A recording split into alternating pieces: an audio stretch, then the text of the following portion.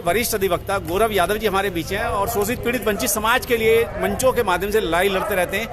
यहाँ तक कि देश की महिला, चाहे वो आंगनवाड़ी की हो या अन्य किसी संस्थान की हो, उनकी भी आवाज़ जो है सुप्रीम कोर्ट के माध्यम से काफ़ी समय से लड़ रहे हैं। सबसे पहले हमारे चैनल पे गौरव यादव जी, आपका हार्दिक स्वागत है।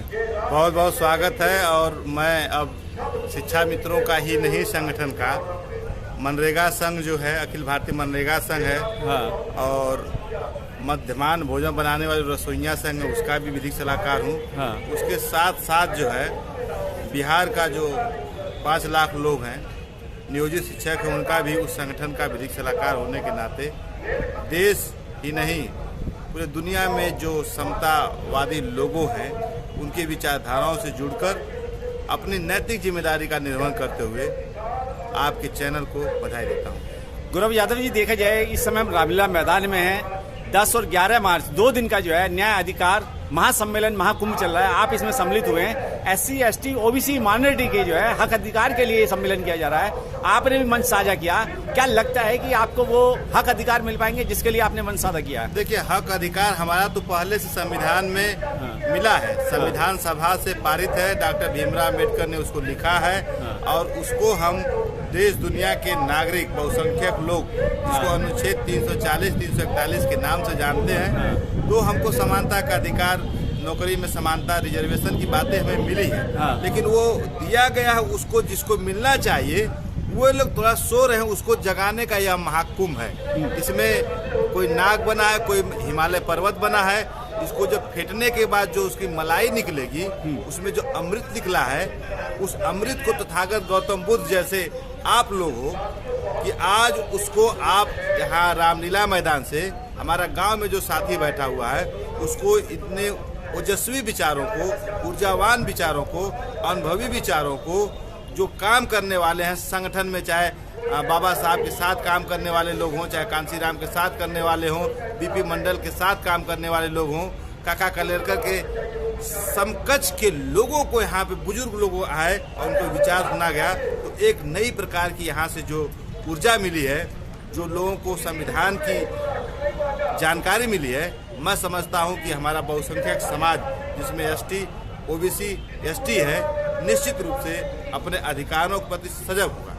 आप कैसे कह सकते हैं गौरव यादव जी कि यादव समाज को या गडरिया समाज को या अन्य समाज को जो हक अधिकार मिल गए हैं? अभी माननीय पूर्व मुख्यमंत्री अखिलेश यादव जी ने खुद सदन के अंदर कहा कि मैं शूद्र जाति से हूँ। मेरे बारे में मुख्यमंत्री जो है बताएं इस बात को। क्या नहीं लगता कि आपको कि अभी भी आपको शूद्र जाति में गिना जाता है और आपके साथ सोतला व्यवहार किया जाता है? अब वो जो व्यवस्था बनी है, धार्मिक व्यवस्था बनी, उसमें 4 वर्ण है, सब लोग जानते हैं। उसको हमारे मुंह से आप क्यों कहना चाहते हैं? नहीं, जब तक लोगों को पता नहीं लगेगा तो कैसे जानकारी होगा? सीधी बात जो है बताया जाता है भाई कि 4 वर्ण बने हुए हैं, जिसमें ब्राह्मण है, बनिया है, वैश्य और शूद्र है। उसको डॉक्टर भीमराव अम्बेडकर ने संविधान सभा में उसका काउंटर कर दिया था, उसका पोस्टमार्टम कर दिया था। और जिसको आप शूद्र कह रहे हो, अछूत कह रहे हो, उसको उन्होंने एक संवैधानिक नाम दिया था, OBC, other backward caste, schedule caste, schedule tribe नाम दिया था।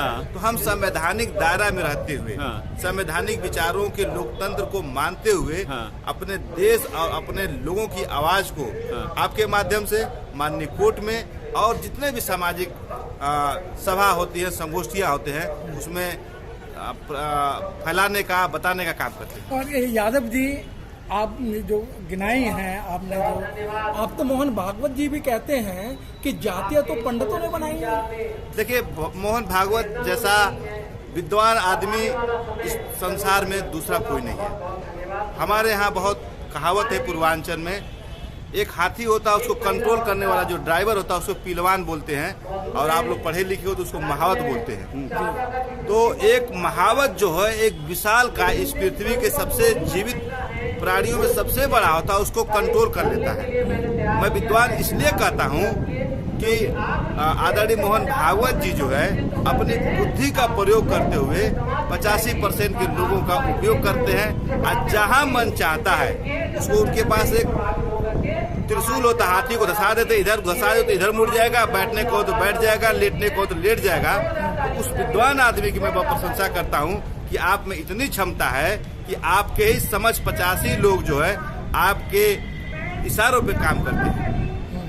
और उन्होंने क्या कहा है वो अपने हित में कहा है। मैं आपके यहाँ मीडिया में बोल रहा हूँ तो अपने समाज के हित के बारे में बोल रहा हूँ। मोहन भागवत जी अगर काम कर रहे हैं, कोई चीज बोल रहे हैं तो अपने समाज के हित के बारे में बात बोल रहे हैं। ये तो सीधी सी बात है, इसको आप लोग तिल का ताड़ क्यों बनाते हैं? सर हम लोग नहीं बल्कि आप लोग ताड़न को आप कहते हो, ढोल गंवार सुध पशुनारी, ये सब ताड़न के अधिकारी।